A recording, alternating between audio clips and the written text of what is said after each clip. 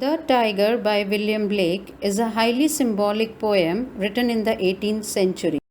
In the first stanza of the poem, William Blake says, "Tiger, tiger, burning bright in the forests of the night, what immortal hand or eye could frame thy fearful symmetry?"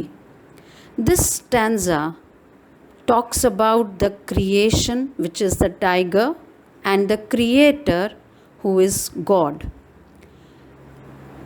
The poet has repeated the word tiger, tiger, which gives a sense of a chant like rhythm.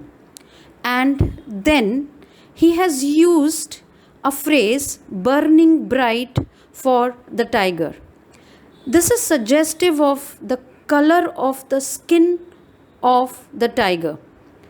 The yellow red color shines and it gives an impression as if something is burning bright. There is darkness all around in the forest, and as the tiger walks out, it looks as if something bright is burning in the forests of the night. In the next two lines, Blake has talked about immortal hand or immortal eye. Immortal means something which is never going to die. And so we can assume that he's talking about God.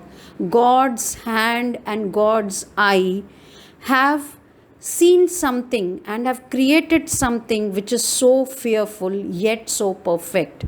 He has created a symmetrical figure. And if you look at it, it gives fear. It creates scariness. The second stanza, "In what distant deeps or skies burned the fire of thine eyes? On what wings dare he aspire? What the hand dare seize the fire?" This stanza basically talks about the place where the tiger was created. The first line of the second stanza suggests that it is a far off place. He has used the word distant to suggest that. And it was not just distant, but it was distant deep and it was distant sky. So, because William Blake is a poet who refers to biblical allusions, we can even think of depth as hell and sky as heaven. We can interpret it like that. Then in the second line, he says there must have been a fire in your eyes when you were creating it, because this creature is so ferocious. He further goes on to add that on which wings did you sit? Which creative imagination inspired you and dared you for such an aspiration to complete this creature called tiger? And what craftsmanship you had, and how daring you were to actually make a symmetrical figure like tiger. And then once the tiger was created, and once when your plan was executed, how could you seize the fire? How could actually you catch this tiger? The third stanza of the poem, "And what shoulder and what art could twist the sinews of thy heart? And when thy heart began to beat, what dread hand and what dread feet?" This stanza again is talking about the creator of the tiger. Shoulder, the word shoulder personifies the supernatural power, the Almighty, the God, who had the art to twist all the muscles, to bring all the muscles together and put heart into it and create a creature like tiger. And then he is thinking, when the heart must have actually begun to beat, did your hand not tremble? Did your feet not become shaky? How could you not escape from this tiger? It was a work of art which was so beautiful, but at the same time, it was so fearful. It was a work of art which personified your creative ability, but at the same time, it was dreadful. The next stanza, "What the hammer, what the chain In what furnace was thy brain? What the envil, what dread grasp dare its deadly terrors clasp? This stanza, in fact, brings to our mind a blacksmith's shop. The words like hammer, chain, furnace, anvil, all these put together remind us or brings an image of a blacksmith sitting with metal, hot metal, and giving it a shape.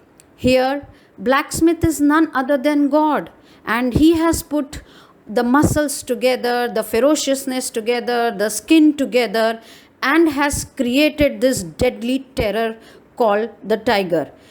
The poet is excited by what the Almighty has created, but he is asking as to, weren't you afraid when actually that terror was created? How could you hold that creation? How could you grasp that creation once it was? The stanza, when the stars threw down their spears and watered heaven with their tears, did he smile his work to see? Did he who made the lamb make thee? Is a stanza which again brings back to us Bible. In the Bible we have read that God created angels and God created Satan, but it was Satan who went against God or rebelled against God.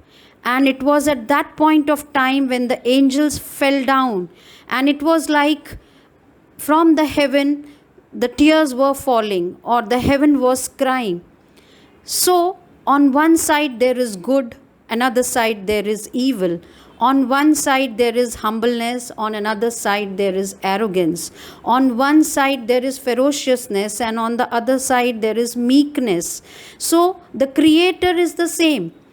The Creator has made the tiger, the Creator has made the lamb. It's a paradoxical situation, it's a contrast. So, when the Almighty created lamb and the tiger together, did he smile after seeing a tiger? That's the question which the poet is posing. The last stanza, tiger, tiger, burning bright in the forests of the night, what immortal hand or eye dare frame thy fearful symmetry? This stanza again is a repetition of the first stanza. Just one word has been changed in the last line from could to dare. This is very suggestive. The poet appreciates the Creator. The poet has realized that the Creator is daring. The poet knows that the Creator is immortal. The poet celebrates the variety with which the Creator has endowed our earth. This poem basically talks about the creation and the Creator. There is beauty in the Creator and there is beauty in the creation. Finally, we can say that the poem The Tiger by William Blake is not a simple poem, but it yields to many interpretations. It has a strong resonance, a rhythmic drive which strikes the reader, and it is a literary masterpiece. The poet has tried to revisit the dilemmas of innocence and experience, and he feels that God and his creations are just as beautiful, and it transcends the notions of good and evil.